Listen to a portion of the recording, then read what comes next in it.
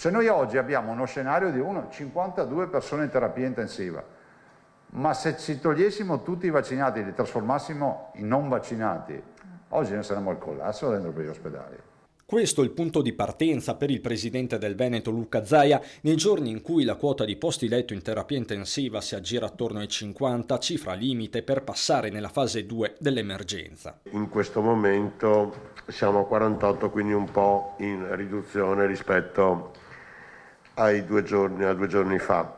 Siamo però intorno ai 50, 50 è il limite che c'è tra la fase di gestione ordinaria e la fase invece emergenziale nella quale è necessario attivare ulteriori posti letto di terapia intensiva. Di questi attuali 48, 32 sono i pazienti intubati, 3 in ossigenazione extracorporea, ma cosa significhi ritornare in fase 2 viene spiegato dallo stesso Rosi in parole semplici, la questione è soprattutto operativa. Quindi attivare quei famosi letti in stand-by che sono lì pronti e che basta aprire la porta, e però oltre ad aprire la porta bisogna anche spostare ovviamente il personale che sta facendo altre attività e in particolare è impegnato nel recupero di tutte quelle prestazioni che sono state rinviate durante l'emergenza. Inevitabile guardare alle ultime curve delle ospedalizzazioni gravi, 2 allo stato attuale, le prospettive. Siamo in un momento estremamente delicato perché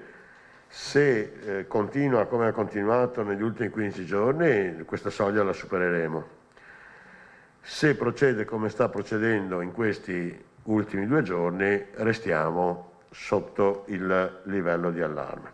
Un conto sono i numeri dei ricoveri, un altro l'identikit dei ricoverati cambiato radicalmente nel corso dei mesi. Lo scorso anno, o anche già all'inizio di quest'anno, come diciamo però verso fine dell'anno scorso, il 70% aveva sopra 70 anni.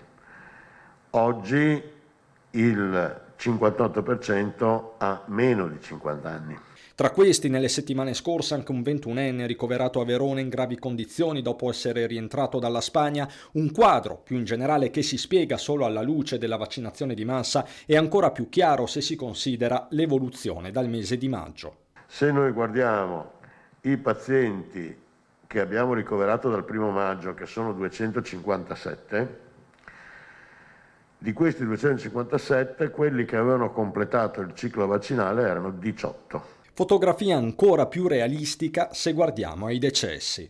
Abbiamo 57 persone decedute dal 1° di maggio, di queste solo 3 avevano completato il ciclo vaccinale. La protezione che dà il vaccino è sicuramente quasi totale, questo è il dato.